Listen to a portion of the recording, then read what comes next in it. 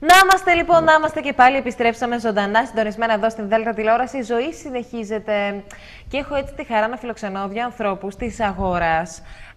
Γιατί θέλω λίγο να μιλήσουμε για ένα θέμα το οποίο λίγο μας έχει μπερδέψει το τελευταίο χρονικό διάστημα. Διότι τα φωτοβολταϊκά τα ακούμε εδώ και περίπου 1-1,5 χρόνο. Τόσο εγώ και τα ακούω τουλάχιστον. Δεν ξέρω πόσο καιρό πριν υπάρχουν. Αλλά λίγο νομίζω ότι έχουμε μπερδευτεί. Ειδικά σε ό,τι έχει να κάνει με τα οικιακά ή με τα αγροτικά ή με... Θα απαντήσουμε με ανθρώπους που ασχολούνται πάρα πολύ με αυτό το θέμα, που ασχολούνται με βάση τα ποιοτικά χαρακτηριστικά, με βάση πιστοποίηση, με βάση εγγυήσεις και με βάση βεβαίως και την καθαρά μεγάλη εμπειρία που έχουν πλέον στον χώρο. Διαθερμική, κυρίες και κύριοι, και έχω τη χαρά να φιλοξενώ μαζί μου, ζωντανά εδώ στο στούντιο, τους ανθρώπους οι οποίοι και διαχειρίζονται βεβαίως την διαθερμική σε Αλεξανδρούπολη, Τυχερό και Ορεστιάδα, αν δεν κάνω λάθος, έτσι. Ορεστιάδα ήξερα, για Τυχερό δεν ήξερα. Λοιπόν, τον κύριο Κωνσταντίνο Καδόγλου, χαίρετε κυρία μου. Καλησπέρα. Τι κάνετε? Μια χαρά. Καλώς ήρθατε. Και τον κύριο Αλέξανδρο Δημητριάδη. Τι κάνετε? Γεια σας, μια χαρά. Λοιπόν, νομίζω ότι καταρχήν θα πούμε λίγο τι σημαίνει διαθερμική. Έτσι, για να καταλάβει και όλος ο κόσμος. Γιατί διαθερμική? Η διαθερμική είναι το μεγαλύτερο, θα λέγαμε, δίκτυο τεχνικών καταστημάτων. Είναι δίκτυο δηλαδή σε όλη την Ελλάδα. Ναι, το οποίο αποτελείται από 65 καταστήματα σε όλη την Ελλάδα. Είναι εισαγωγικό το κομμάτι της, δηλαδή απευθύνεται μόνο σε εισαγωγές. Δεν απευθυνόμαστε κυρίως κατευθείαν στις μεγάλες εταιρείες, στους μεγάλους οίκους. Οπότε γι' αυτό μας κάνει και δυνατούς στις τιμές μας, στα προϊόντα μας. Γιατί όταν μπαίνετε σε διαδικασία 65 καταστήματα από όλη την Ελλάδα να κάνετε μια παραγγελία, υποθέτω ότι δεν είναι όπως θα το κάνει ένα κατάστημα το οποίο έτσι δεν είναι. Λογικά το πάρετε σε πολύ καλύτερες τιμές. Αυτό είναι και το σχέδιο της διαθερμικής και το πλάνο της. Και μπράβο. Και πραγματικά. Πόσα χρόνια πραγματικά λειτουργείτε? Η διαθερμική σαν διαθερμική λειτουργεί εδώ και 14 χρόνια. Στην Αλεξανδρούπολη. Τα δικά μας τα καταστήματα υπήρχαν πριν από τη διαθερμική. Εμείς ως επιχείρηση στην Αλεξανδρούπολη και στο Τυχερό λειτουργούμε περίπου 36 χρόνια. 36 χρόνια. Δεν σου φαίνεται βρεκαδό? Όχι. Η επιχείρηση προέρχεται από τον μπαμπά και οι δύο έτσι είμαστε.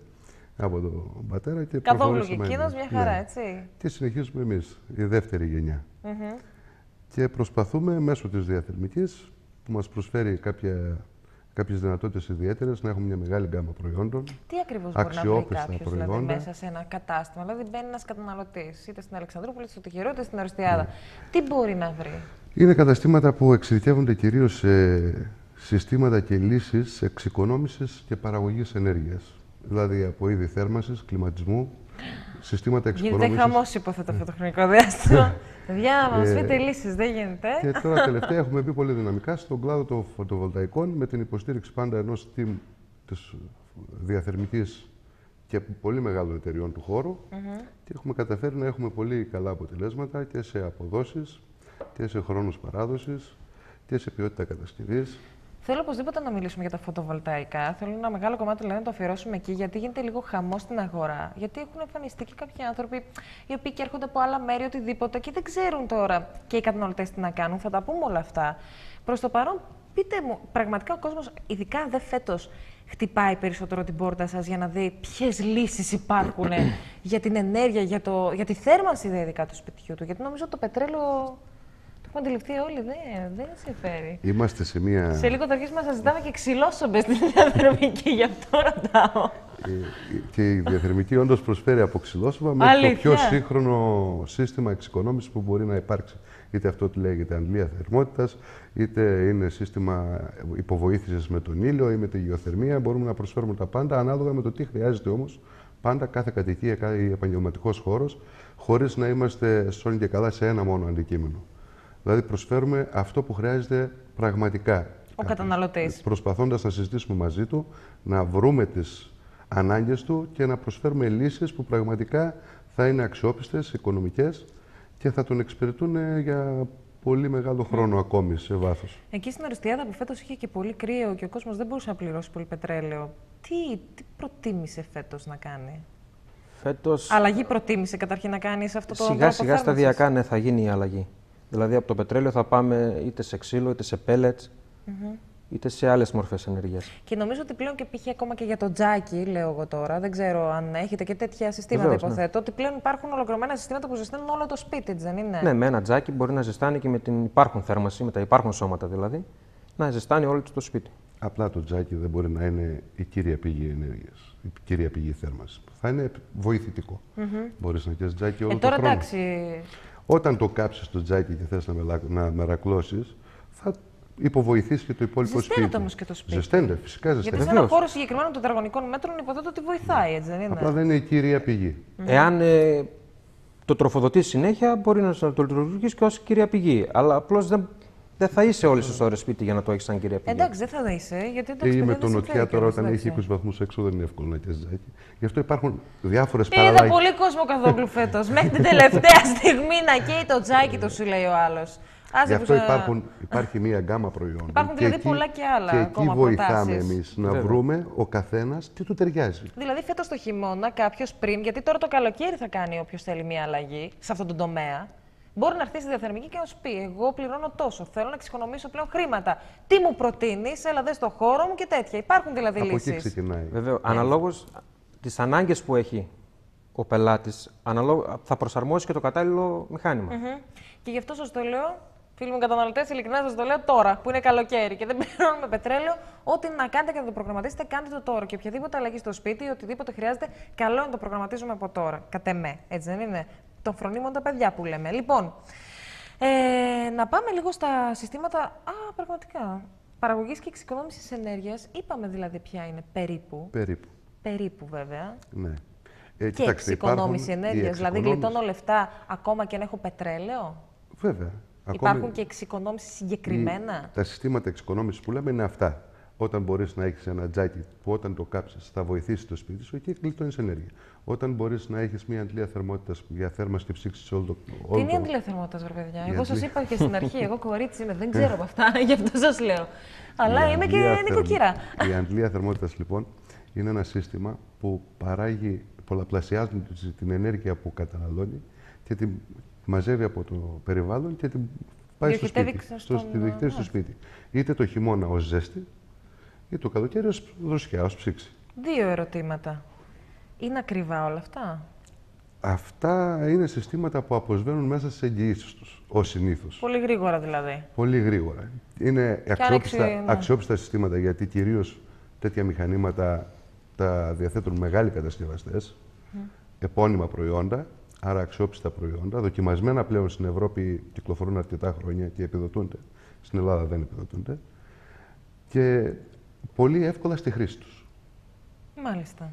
Έτσι, από εκεί και πέρα, αυτά κυρίως εφαρμόζονται σε καινούργιες εγκαταστάσεις. Σε παλιότερες εγκαταστάσεις, σε υφιστάμενες εγκαταστάσεις, έχουμε να προτείνουμε διάφορα πράγματα. Όπως είναι τα συστήματα με τα pellets που ακούγεται τώρα. Είναι πολύ καλά συστήματα, εγώ πιστεύω ότι δεν είναι για όλους. Τα συστήματα έστω και με ρεύμα σκέτο. Τα τζάκια που είπατε. Η υποβοήθηση από τον ήλιο. Η ηλιοθερμία. Υπάρχουν πάρα πολλά συστήματα. Αρκεί να εστιάσει κάποιος στις ανάγκες του πελάτη του, να τις βρει και να προσπαθήσει να βρει λύση που να του ταιριάζει στον καθένα. Το δεύτερο πράγμα που σκέφτεται μια γυναίκα εκτός από τα οικονομικά, κύριε Δημητριάδη, είναι το αν θέλει πολύ χρόνο αυτό για να εγκατασταθεί μια οποιαδήποτε αλλαγή μέσα σε ένα σπίτι. Δηλαδή θέλει πολύ χρόνο. Αν εγώ έρθω και πω ότι θέλω αυτό, εξαρτάται θα μου πεις το σύστημα. Εξαρτάται τις ανάγκες του σπιτιού. Δηλαδή, αν μετατρέψουμε το πετρέλαιο σε ξύλο, όχι, δεν θέλει πολύ χρόνο. Και δεν ανακατεύουμε καθόλου το σπίτι, την υπάρχον εγκατάσταση. Αυτό, ναι. Εάν πάμε όμως σε μορφές τζάκι ή pellets μέσα στο σπίτι, εκεί ναι, υπάρχει κάποια διαδικασία, κάποια αναστάτωση μέσα στο χώρο του σπιτιού. Εντάξει, όχι, αυτό λέω όμως. Υποθέτω ότι έχετε τα συνεργεία για να γίνει η δουλειά γρήγορα, ναι, το πούμε, και όσο το δυνατόν πιο ανώτερα. Ο maximum χρόνος που μπορεί να καταναλώσει σε μια τέτοια μετατροπή είναι από 2 έως 3 ημέρες. Κομπλέ και να λειτουργεί το σύστημα. Δεν είναι δηλαδή κάτι χρονοβόρο το οποίο θα πάρει τεράστιο χρόνο, θα δημιουργήσουμε τεράστια προβλήματα στην οικογένεια που κατοικεί στο σπίτι. Μάλιστα. Ο χρόνος είναι μηδαμινός. 2-3 μέρες, άντε και τέταρτη να κάνεις το καθάρισμα, είσαι μια χαρά. Ναι. Εντάξει, θα τα σκεφτώ και αυτά. Οπότε πολύ γρήγορα δηλαδή κάποιος μπορεί να το μετατρέψει όλο αυτό και να δει την αλλαγή στην τσέπη του λέω σε μια πιθανή εξομοίωση π.χ. των φόρων έτσι όπως φημολογείται, έτσι.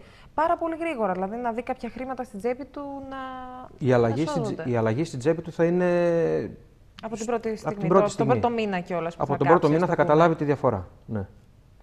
Δηλαδή το πρώτο φουλάρισμα της δεξαμενής του πετρελαίου, αν είχε και το έχει μετατρέψει σε ξύλο, θα καταλάβει ότι η διαφορά είναι αισθητή. Είτε σε pellets, είτε σε κλιματισμό, είτε σε οτιδήποτε άλλο. Αναλαμβάνετε τα πάντα, δηλαδή και από τη μελέτη του χώρου και το τι ακριβώς χρειάζεται μέχρι και την υλοποίηση του. Υπάρχουν ειδικοί μηχανολόγοι στα καταστήματά μας, οι οποίοι είναι υπεύθυνοι για τη μελέτη, γιατί γίνεται και η μελέτη. Δεν μπορείς να βάλεις οποιοδήποτε μηχάνημα σε οποιοδήποτε χώρο. Ούτε οποιοδήποτε τζάκι να γίνει σε οποιοδήποτε χώρο. Δηλαδή προτείνεις, λέτε κι εσείς αυτό. Βγαίνει κάποια μελέτη με τις ανάλογες θερμίδες που υπάρχουν μέσα στον χώρο, για να μπει το κατάλληλο μηχάνημα, το κατάλληλο τζάκι, το κατάλληλο ξυλολέβητας, ούτως ώστε να έχει αποτέλεσμα και στην τσέπη του, αλλά και να ζεσταίνεται ικανοποιητικά. Και ο στόχος σας βέβαια είναι να ικανοποιηθεί και ο πελάτης, γιατί με αυτόν τον τρόπο ο καταναλωτής θα το πει κι αλλού, και κάπως έτσι. Να ικανοποιηθεί και να γλιτώσει χρήματα. Σαφέστατα. Αυτός είναι ο κύριος λόγος που θα το κάνει. Γι' αυτό και εγώ το ξαναλέω τώρα, παιδιά, μην το σκέφτεστε καθόλου. Λοιπόν, πάμε λίγο στο πρόγραμμα για τα φωτοβολταϊκά, γιατί πολλά έχουν ακουστεί, κυρίως για τα οικιακά φωτοβολταϊκά. Όσοι έχουν μονοκατοικίες, νομίζω ότι το προτιμούν. Ήδη, δηλαδή μπαίνουν σε διαδικασία να το σκέφτονται πάρα πολύ έντονα ή αν έχουν, ας το πούμε, ιδιόκτητες οικοδομές, όπου. Γιατί θέλει μια συνεννόηση, αν δεν κάνω λάθος, αν μένει σε πολυκατοικία, έτσι δεν είναι? Βέβαια.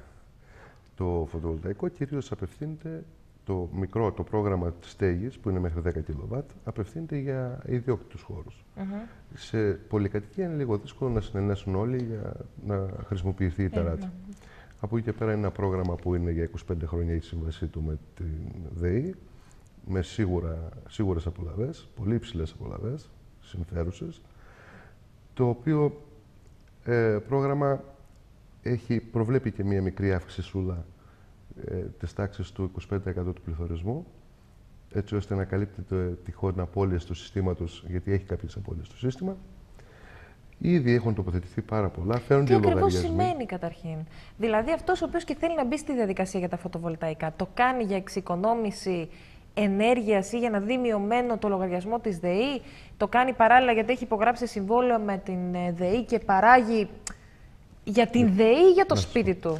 Λοιπόν, αυτό το πρόγραμμα είναι, στην ουσία, ο κάθε πελάτης μας γίνεται μικρός παραγωγός. Ναι. Παράγει ενέργεια την οποία την πουλάει στη ΔΕΗ με υψηλή τιμή. Έτσι αποσβαίνει η επένδυση και έρχεται και το κέρδος. Είναι δηλαδή ένας μικρός παραγωγός. Πριν πληρωθεί από τη ΔΕΗ, δηλαδή αν έχει να παίρνει ένα ποσό Α από τη ΔΕΗ, πρώτα του κρατάνε το λογαριασμό που κατανάλωσε. Μηνιαίως γίνεται αυτό? Αυτό γίνεται κάθε 4 μήνες. Μάλιστα. Με τον εκαθαριστικό της ΔΕΗ δεν αλλάζει κάτι. Ο λογαριασμός που ερχόταν στο σπίτι έρχεται, απλά αντί να λέει ότι θα μου πληρώσει τόσα, λέει ότι θα σου πληρώσω τόσα. Αλήθεια? Και μπαίνουν στην τράπεζα αυτό. Παιδιά, να το ζήσω αυτό και τίποτα άλλο δεν θέλω από τη ΔΕΗ. Ειλικρινά σας το λέω. Ναι, έτσι ακριβώς. Στέλνει δηλαδή το λογαριασμό μόνο και μόνο για να σου πει τα ευχάριστα πόσα θα πάρεις. Πόσα θα πάρεις. Και αυτή είναι η μόνη ενασχόληση που έχει να κάνει. Δηλαδή, τη στιγμή που θα κατασκευαστεί ένα φωτοβολταϊκό, είναι τόσο απλή η διαδικασία για το επενδυτή, γιατί έτσι πρέπει να το δούμε σαν επένδυση. Δεν έχει να κάνει κάτι άλλο εκτός από το να βλέπει πόσα λεφτά παράγει καθημερινώς. Απίστευτο. Ποια είναι, καταρχήν, τι πρέπει να κάνει? Υπάρχει κόσμος τώρα που μας ακούει και λέει: ναι, θέλω να μπω στη διαδικασία. Πώς πρέπει να το ξεκινήσει, κύριε Δημητριάδη? Καταρχήν, πρέπει το σπίτι να είναι στο όνομά του. Να ξεκινήσουμε από εκεί, δηλαδή να είναι ιδιόκτητο το σπίτι. Δεύτερον, να μπορεί να πληρεί τις προδιαγραφές στο σπίτι, που δεν είναι απαραίτητο να είναι νότιο, δηλαδή η σκεπή, η κλίση των φωτοβολταϊκών να είναι προς τον νότο. Μπορούν να μπουν δηλαδή στο βορρά, μπορούν να μπουν στη δύση, απλώς να έχει τη μεγαλύτερη επιφάνεια προς τον νότο, για να έχει καλύτερα αποτελέσματα. Τρίτον και σημαντικότερον, να μπορεί να έχει κάποια κεφάλαια δικά του, τα οποία δεν είναι και απαραίτητα να τα έχει, γιατί τα προγράμματα αυτά χρηματοδοτούνται 100%. Με χαμηλό επιτόκιο από τις τράπεζες και δεν υπάρχει κάποιος λόγος, μέχρι στιγμής τουλάχιστον, να του το αρνηθούν. Τέταρτον, να μπορεί η ΔΕΗ να είναι κοντά για να μην του χρειαστεί να φέρει κολόνες, να μεταφέρει κολόνες, να βάλει άλλες παροχές, άλλα καλώδια. Να έχει δηλαδή κοντά παροχές, να έχει στήλους και τέτοια. Μπράβο, να έχει αυτό ρεύμα. το πράγμα. Για να μην ανεβάσει το κόστος της επένδυσης. Αυτές είναι οι 4 διαδικασίες, τα 4 βασικά βήματα που πρέπει να κάνει ένας ιδιοκτήτης. Από εκεί και πέρα, τα υπόλοιπα βήματα, οι χρηματοδοτήσεις, οι άδειες, οι φάκελοι που ετοιμάζονται, γίνονται όλα από εμάς. Μάλιστα.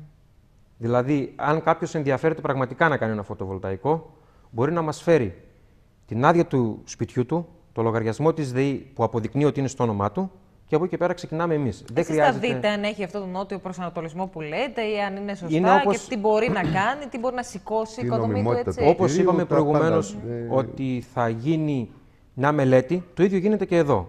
Θα πάμε εμείς επί τόπου στο χώρο του, θα κάνουμε τη μελέτη για να δούμε αν όντως χωράει 10 κιλοβάτ το σπίτι του, μπορεί να χωράει 8, μπορεί να χωράει 7, μπορεί να χωράει 6. Είναι θέμα επιφάνειας δηλαδή. Ναι. Είναι θέμα τετραγωνικών στέγης ή ταράτσας. Ό,τι έχει, δεν είναι υποχρεωτικό να έχει στέγη. Και αν έχει αυλή.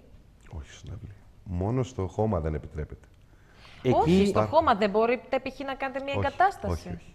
Θα πρέπει η οικοδομή να πληρεί κάποιες προδιαγραφές νομιμότητας. Καλά, και αν υπάρχει μονοκατοικία και έχει σκεπή, δηλαδή τι θα κάνουμε τώρα. Θα την καλύψουμε ολόκληρη. Θα καλύψουμε ολόκληρη τη σκεπή. Δεν θα βάλουμε στο χώμα. Εμείς στην Ορεστιάδα έχουμε κάνει φωτοβολταϊκό το οποίο καλύβει όλη τη σκεπή του. Δηλαδή είναι στο νότο, είναι στο βορρά, είναι στη δύση, είναι και στην ανατολή. Μπράβο. Δεν είναι υποχρεωτικό να είναι μόνο στο νότο. Για να καταλάβει ο κάτω κόσμος, δεν μπορεί π.χ. να είναι. Κάτω με τίποτα. Αυτό το τονίζω. Ναι, αν γίνει μια εγκατάσταση, λέω. Ναι. Αν υπάρχει π.χ. μια εγκατάσταση κάτω στο χώμα, όχι χώμα κάτω, στο πάτωμα, εντάξει. Αν υπάρχει δηλαδή. Τώρα θα μου πεις τι σκέφτεται ο Έλληνας, αλλά θα σου πω μήπως για αυτό το λέω. Δεν θα σας θερματοδοτήσει η ΔΕΗ. Μάλιστα. Να ρωτήσω τότε κάτι άλλο για να καταλάβει ο κόσμος. Για τα 10 περίπου κιλοβάτ, τι έκταση πρέπει να έχει η σκεπή, η στέγη, πόσα τετραγωνικά δηλαδή, ας το πούμε, η ταράτσα περίπου. Θέλει, αν είναι στη στέγη, αν έχουμε ας πούμε 70 τετραγωνικά στέγης που να κοιτάνε στο νοτιά, θα χωράνε ακριβώς. 10. Αν έχουμε 100-110 τετραγωνικά ταράτσα, χωρίς σκιάσεις, οικίσκους κλιμακοστασίου, κεραίες και όλα αυτά. Πες και ρούχα, παιδί μου. Παλιότερα έβαζε κι άλλος ρούχα πάνω. Τα ρούχα διευκολύνονται γιατί τα ρούχα πηγαίνουν. πάνε κάτω από τα φωτοβολταϊκά, οπότε δεν βρέχονται και να βρέξει. Και μια χαρά. Λοιπόν, με 100-110 τετραγωνικά ταράτσα μπορεί να χωρέσει ένα σύστημα. Επειδή υπάρχουν και συστήματα διάφορα πλέον, οι προδιαγραφές έχουν πλέον ανεβεί πολύ. Υπάρχουν συστήματα που σε πολύ μικρό χώρο μπορείς να πιάσεις τα 10 κιλοβάτ. Μάλιστα. Αυτή η επένδυση κοστίζει πολύ. Μου λέτε βέβαια ότι αυτό χρηματοδοτείται 100% από τις τράπεζες, διότι δεν υπάρχει και επισφάλεια, διότι για το πρώτο χρονικό διάστημα η ΔΕΗ πληρώνει το δάνειο εντός εισαγωγικών. Δεν ξέρω αν ισχύει αυτό. Έτσι δεν είναι. Ναι. Δηλαδή μέχρι να ξεχρεωθεί το συγκεκριμένο δάνειο και μετά από εκεί και πέρα ο επενδυτής θα πάρει τα χρήματα. Το σημαντικό είναι ότι ο επενδυτής, εάν δεν έχει κεφάλαιο, δεν είναι υποχρεωτικό να βάλει κάποια λεφτά. Μπορεί να γίνει επενδυτής χωρίς να δώσει ούτε ένα ευρώ. Μπορεί να γίνει επενδυτής απλά και μόνο λέγοντας εγώ την έχω. Αρκεί να έχει ταράτσα ή στέγη δικιά του. Έτσι, θα μπει μετά η τράπεζα, δεν χάνει τα λεφτά της γιατί θα τα παίρνει από τη ΔΕΗ κατευθείαν μέχρι να ξεχρεωθεί το δάνειο. Ο επενδυτής δεν έχει το πάνελ στην τράπεζα και στη ΔΕΗ, όλα γίνονται αυτόματα. Η ΔΕΗ πληρώνει την τράπεζα και ό,τι περισσεύει μπορεί κάποια στιγμή να πάει να το πάρει. Τα δάνεια ως συνήθως μπορούν να αποπληρωθούν αν βρεθούν κάποια στιγμή κάποια χρήματα. Πόσο να μειωθεί το στοχίζει, ας το πούμε, ανάλογα δηλαδή το δάνειο. Με την ποιότητα, τις τεχνικές προδιαγραφές του κάθε έργου μπορεί να κινηθούμε σε για διάφορα να έχει τις καλύτερες νούμερα. αποδόσεις, σας λέω. Και με το όχι μέγεθος. τα ατέλεια, αλλά να έχει τις καλύτερες δυνατές αποδόσεις. Το πρώτο που επηρεάζει το κόστος είναι το μέγεθος. Αν θα μπορεί να μπει ένα σύστημα των 5 κιλοβάτ ή των 10 κιλοβάτ που είναι το maximum. Έτσι, οπότε μπορούμε να παίξουμε και να σας πω νούμερα τα οποία δεν θα καταλάβει ο κόσμος. Καλύτερα είναι να έρθει σε επαφή μαζί μας. Αυτό που μπορώ να σας πω σίγουρα ότι μιλάμε για επενδύσεις που αποδίδουν έως και 20% ετησίως, ξεκούραστα, χωρίς ρίσκο. Δηλαδή, ας το πούμε, μέσα σε 5 χρόνια έχεις αποσβεύσει την επένδυσή σου και έχεις για άλλα 20 χρόνια να παίρνεις χρήματα. Ναι. Έτσι ακριβώς. Αυτό είναι ένα από τα λίγα προγράμματα που τρέχει στην Ευρώπη με αυτές τις αποδόσεις, γιατί κάθε κράτος της Ευρώπης προσπαθεί να εγκαταστήσει φωτοβολταϊκά συστήματα και ανανεώσιμες πηγές ενέργειας γενικώς. Στην Ελλάδα αυτή τη στιγμή είναι το καλύτερο πρόγραμμα που τρέχει. Δεν υπάρχει τίποτα άλλο να τρέχει, να πούμε. Και το αποδοτικότερο. Και το αποδοτικότερο. Και το αποδοτικότερο. Και το σημαντικότερο, αφορολόγητο. Δεν φορολογείται το οικιακό. Δηλαδή, τα έσοδα που έχεις από ένα φωτοβολταϊκό οικιακό δεν φορολογούνται. Όπως επίσης δεν υπάρχει περιορισμός στο αν είσαι επαγγελματίας, αν είσαι δημοσιοπάλληλος, αν είσαι συνταξιούχος, αγρότης, οτιδήποτε. Είναι χρήματα δηλαδή, τα οποία απλά σου έρχονται και δεν φορολογούνται. Είναι σαν να έχεις έναν εξτρά μισθό, ο οποίος δεν φορολογείται. Π.χ. αν έχεις τώρα, λέω εγώ, 100.000 ευρώ και πας να τα δώσεις σε ένα σπιτάκι, θα φορολογηθείς και αστεία να πάνε. Οπότε, αν τα δώσεις όμως τα φωτοβολταϊκά, δεν θα φορολογηθείς. Για οικιακό το ποσό αυτή η δικαιοσύνη είναι... πάντως... Το ποσό είναι αστρονομικό που είπατε για αυτό, οικιακό, έτσι. Είναι πολλά. Για να πούμε νούμερα τέλος πάντων και για να φύγει, 3 φωτοβολταϊκά. να φύγει η περιέργεια έτσι, με τα ποσά. Τα ποσά κινούνται για τα 10 κιλοβάτ, για το μεγαλύτερο σύστημα δηλαδή που μπορεί να παίξει, ανάλογα πάντα με την ποιότητα, από 30 έως τις 45.000. Είναι μεγάλο το εύρος των τιμών που παίζει η κατάσταση και έχει να κάνει και με την ποιότητα των υλικών και με την ποιότητα του κατασκευαστού. 30 με 40.000. Πες δηλαδή ότι γύρω στις 10.000 το χρόνο θα σου αποφέρει αυτό το πράγμα. Όχι, 7.500 περίπου. 7.500 ευρώ το χρόνο. Και για τον Εύρο πλέον, επειδή έχουμε χειροπιαστά αποτελέσματα, αυτά τα ποσά τα πιάνουμε. 7.500 ευρώ το χρόνο μπορεί κάποιος να, και 7.000 να είναι, να έχει ως εισόδημα. Ξεκούραστα, από τον ήλιο, από την ταράτσα του. Όχι υποχρεωτικά από τον ήλιο, από το φως της ημέρας. Δεν είναι υποχρεωτικό να έχει ήλιο. Ξέρετε ότι ο κόσμος δουλεύει για αυτά τα χιλιάρικα. Έτσι σήμερα πολύ. Πάρα πολλοί κόσμος. Απλά καλό είναι όταν θα γίνει μια τέτοια επένδυση να υπάρχει κάποιο μικρό μέρος του κεφαλαίου. Για να ξεκινήσουν πιο άμεσα. Πιο άμεσα αρχίζει πλέον η αποταμίευση. Έτσι. Απλά όταν μιλάμε για μια τέτοια επένδυση, τέτοιες τάξεις, των 40.000 ας πούμε, θα πρέπει να προσεχθούν και κάποια πράγματα. Και στην επιλογή του κατασκευαστή και στην επιλογή των υλικών και στο πώς θα γίνει όλη η διαδικασία, έτσι ώστε και να μην ταλαιπωρηθεί ο πελάτης και να πάρει ένα έργο αξιόπιστο που θα συνεχίζει να αποδίδει για πολλά χρόνια και να δίνει υψηλές αποδόσεις. Μετά αυτό συντηρείται, δηλαδή τι το βάζω εγώ και τελείως το θέμα ή πρέπει να το προσέχω κιόλας? Εννοείται ότι υπάρχει συντήρηση. Πηγαίνω το καθαρίζω, μα θέλω ρίχνω νερά και τέτοια. Όχι, έτσι. Συγγνώμη. Τα πάνελ καθαρίζονται μόνο τους από τη βροχή. Δεν είναι υποχρεωτικό να πάτε να τα καθαρίσετε εσείς. Άμα θέλουν να λάμπουν γι' αυτό. Αν θέλουν να λάμπουν, τα καθαρίζετε εσείς. Η συντήρηση των φωτοβολταϊκών είναι στους μετατροπείς. Εκεί γίνεται η συντήρηση. Στις ενώσεις, στις συνδέσεις δηλαδή των πάνελ μεταξύ τους, με το χρόνο μπορεί να χαλάσει κάποιο φύς. Αυτά δεν τα ξέρει όμως ο καταναλωτής, δεν έχει ιδέα. Εσείς τα ξέρετε, δηλαδή εσείς αναλαμβάνετε τη συντήρηση μετά? Εννοείται. Για 25 χρόνια αναλαμβάνουμε την συντήρηση του πάρκου μας. Και πηγαίνετε, τα βλέπετε. Περνάμε χωρίς να ενημερώσουμε τον καταναλωτή και τον ενημερώνουμε ότι περνάμε να ελέγξουμε το φωτοβολταϊκό σου. Αν όντως αποδίδει, μπορεί για κάποιο λόγο να μην αποδίδει. Κάποιο στοιχείο δηλαδή του πάρκου να μην αποδίδει τα αναμενόμενα.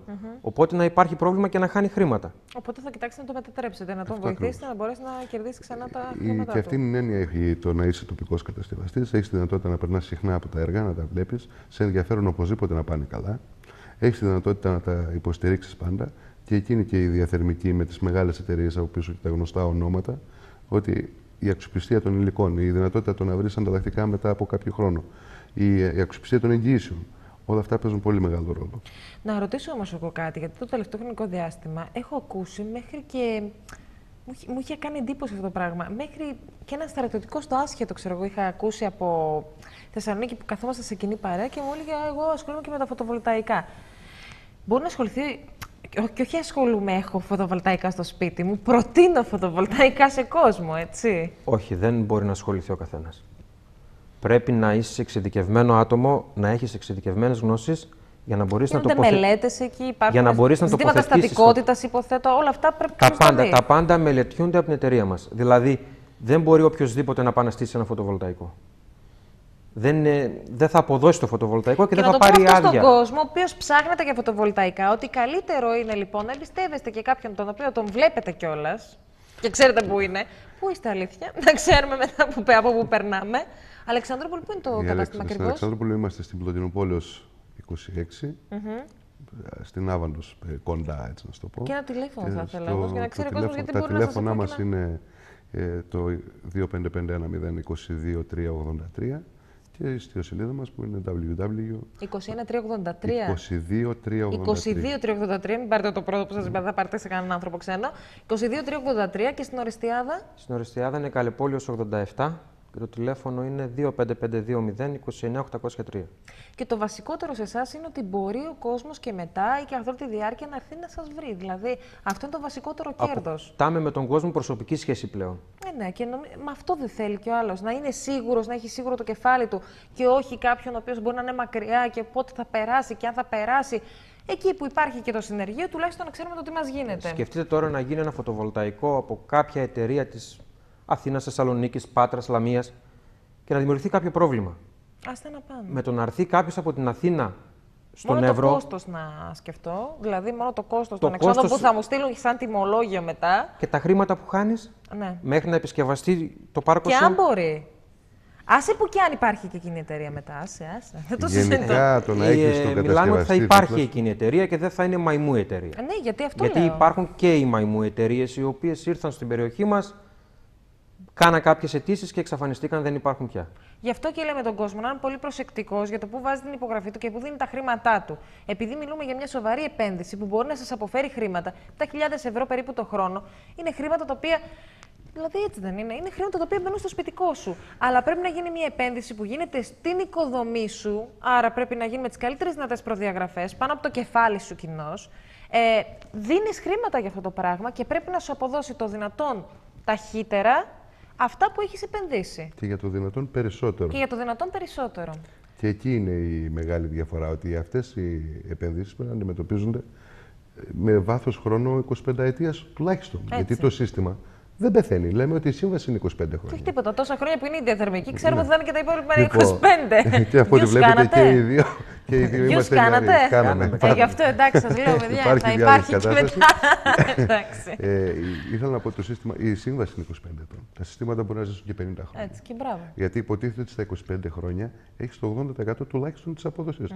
Άρα το σύστημα μπορεί να συνεχίσει να ζει και να παράγει συνεχώς. Απλά είναι λίγο δύσκολο να προβλέψει για μετά από 25 χρόνια. Έτσι ακριβώς. Το ζήτημα είναι ότι εσείς ακόμα είστε εκεί και θα πηγαίνω έρχεστε για να βλέπετε τα φωτοβολταϊκά. Να σας ευχαριστήσω πάρα πολύ. Έχει προπολού τελειώσει ο χρόνος μου.